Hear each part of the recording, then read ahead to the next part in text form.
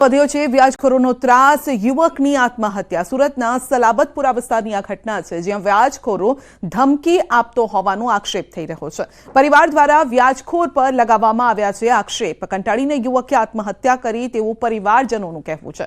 સલાબતપુરા પોલીસે આ બાબતે વધુ તપાસ પણ હાથ ધરી છે। વધુ અપડેટ મેળવીશું સંવાદદાતા કીર્તેશ પાસેથી। જી કીર્તેશ, સુરતમાં વ્યાજખોરોનો આતંક। बिल्कुल गुजरात सरकार हो कि सूरत पोलीस हो व्याजखोरोने लईने एक मुहिम चलावी रही है, पण महदअंते जे मोटा व्याजखोरो छे पोलीस पकड़मां नथी आवता, पोते व्याजनो वेपार करे छे अने लोकोने रूपिया आप्या बाद तगड़ुं व्याज वसूलता होय छे। जो के रूपिया चूकवी दीधा बाद पण सूरतना सलाबतपुरा विस्तारमां रहेता युवकने व्याजखोरो एटली हदे त्रास आप्यो कि आ युवके अपघात करी दीधो छे। परिवार हवे आक्षेप करी रह्युं छे अने पोलीस आ दिशामां तपास करी छे शुरू करी है। पण सौथी महत्वनी बात है कि आवा व्याजखोरो के मोटा गजाना है जे पोलीस पकड़मां नथी आवता, पोलीस तेमने पकड़ती नथी, जेने लईने आ प्रकारनी सतत घटनाओं सामे आवी रही है। અત્યાર સુધીમાં સુરત પોલીસે 70 કરતા વધુ વ્યાજખોરો સામે કડક કાર્યવાહી કરી છે, પાસાની કાર્યવાહી કરી છે। તે છતાં 6 મહિનામાં 5મી કે 7મી ઘટના કે વ્યાજખોરોના યુવક આપઘાત થઈ છે। જી આપનો આભાર અમારી સાથે જોડાવા। ચોંકાવનારી ઘટના, 1 વર્ષની બહેનની 13 વર્ષના ભાઈએ હત્યા કરી નાખતા ખળભળાટ મચી ગયો છે। ઓશિકાથી મોઢું અને ગળું દબાવીને હત્યા કરી છે। સુરતના નાનપુરામાં હત્યાની ઘટના, પરિવારે પૂછપરછ કરતા ભાઈએ ગુસ્સામાં બહેનની હત્યાની કબૂલાત કરી છે। તબીબે બાળકીનું મોત ગુંગળામણના કારણે થયું હોવાનો રિપોર્ટ આપતા પોલીસ ચોંકી ગઈ। હત્યારો 1 વર્ષ પહેલા મુંબઈથી સુરત માસીના ઘરે આવ્યો હતો।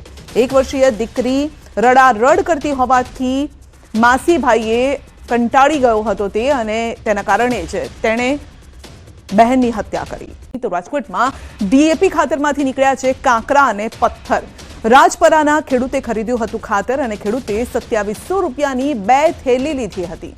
જામકંડોરણાની મધુવન એગ્રો પેઢીમાંથી રાજપરાના ખેડૂતને વેચાયેલા જીએસએફસીના સરદાર ડીએપી ખાતરમાંથી નીકળ્યા હતા કાંકરા અને પથ્થર। ખેડૂતે બીજી થેલી ખોલી એ પહેલા વિડીયો બનાવ્યો અને સોશિયલ મીડિયામાં આ વાયરલ કર્યો છે। આ સમગ્ર મામલે ખેતીવાડી અધિકારીથી માંડી અને ગુજરાત સ્ટેટ ફર્ટિલાઇઝર કોર્પોરેશનના ઉચ્ચ અધિકારીઓને જાણ કરાઈ છે।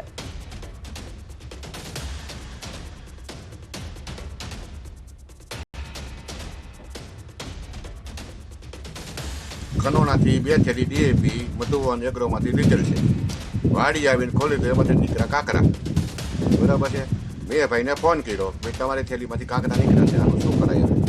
તો મને કે પાછી મૂકી જાઓ ને એનપીની થેલી તમે લઈ જાઓ, બરાબર। મેં એને ના પાડી, મેં કીધું મારે પોલીસ સ્ટેશનમાં ફરિયાદ કરવી છે। તો આ પહેલા પણ રાજ્યથી 2 થી 3 ખેડૂતની આ પ્રકારની ફરિયાદ હતી કે ખાતરમાંથી જે થેલી ખરીદવામાં આવે છે તેમાંથી કાંકરા અને પથ્થર નીકળે છે। વધુ અપડેટ મેળવીશું સંવાદદાતા મુનાફ પાસેથી। જી મુનાફ, ખેડૂતનું શું કહેવું છે? ખેડૂતે જ્યારે થેલી ખોલી તો શું દેખાયું? બિલકુલ ચોક્કસ છે। રાજપરાના ખેડૂત છે સંજયા, તે ડીએપીની ખાતરની 2 થેલી લીધી। આ 2 થેલીમાં એક થેલીમાં 4 થી 5 કિલો કાંકરા નીકળે છે।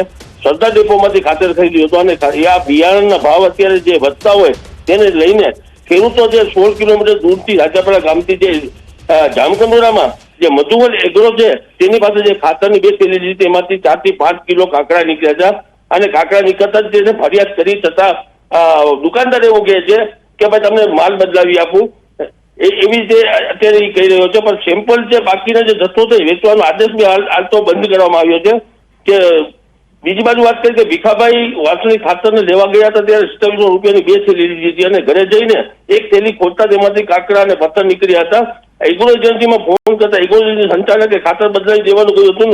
જો ખેડૂત સાથે આવો અન્યાય થતો હોય આ સેમ્પલની માંગ કરી હતી।